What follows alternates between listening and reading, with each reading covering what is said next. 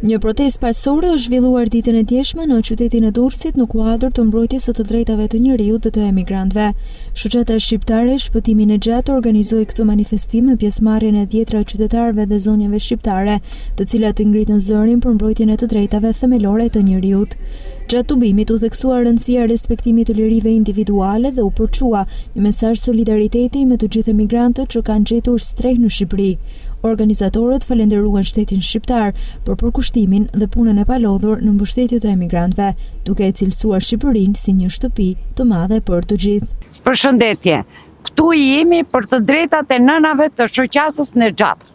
Protestuesit shprehën gjithashtu shqetësimin e tyre për situatën e disa anëtarëve të organizatës MEK, të cilët sipas deklaratave ndodhen të izoluar në kampe dhe nuk kanë mundësi të komunikojnë me familjet e tyre në vendin e origjinës.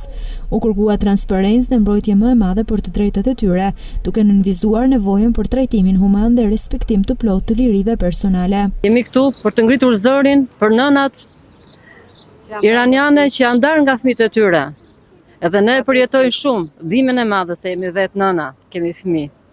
Unë kam ardhur në emër të shoqatës së Gjatë me shumë aktivistë dhe mbështetës së kësaj shoqate, e cila në fakt operon në kuadër të integrimit të komuniteteve tuaja në Shqipëri, përkatësisht të komunitetit iranian, të cilët janë të dezertuar nga kampi Mujahedin dhe synojnë për të drejtat e tyre integrimin në popullin shqiptar, dhe gjithashtu në kuadër dhe të lidhjeve familjare, për cilat në fakt kanë shumë vite, të cilat janë të bllokuara dhe nuk kemi bërë dot të mundur një lidhje apo konektim midis familjeve që ndodhen në dhëun e tyre dhe shqiptarëve, ata që janë tashmë në Shqipëri. Protesta sot në fakt ka zgjatur rreth 1 orë, kemi qenë me pjesëmarrje të konsiderueshme dhe normalisht kemi ruajtur të gjitha dispozitat normative ligjore konform ligjit, nuk kemi bërë probleme akustike, nuk ka bërë problem për popullin shqiptar, përkundrazi ka patur pjesëmarrje, ka patur persona që kanë mbështetur, kanë ndaluar, kanë pyetur, janë interesuar, kanë dashur të dinë më shumë rreth organizatës Mujahedine pa çka se në qytetin e Durrësit ndodhet ky kamp dhe nuk kanë shumë informacione.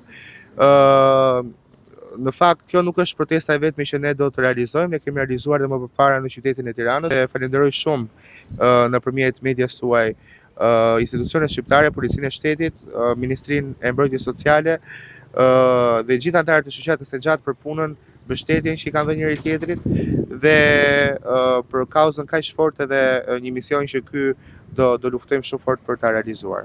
Protesta kaloi në mënyrë të qetë dhe u mirëprit nga qytetarët, duke dëshmuar edhe një herë angazhimin qytetar për një shoqëri më të drejtë dhe më të hapur.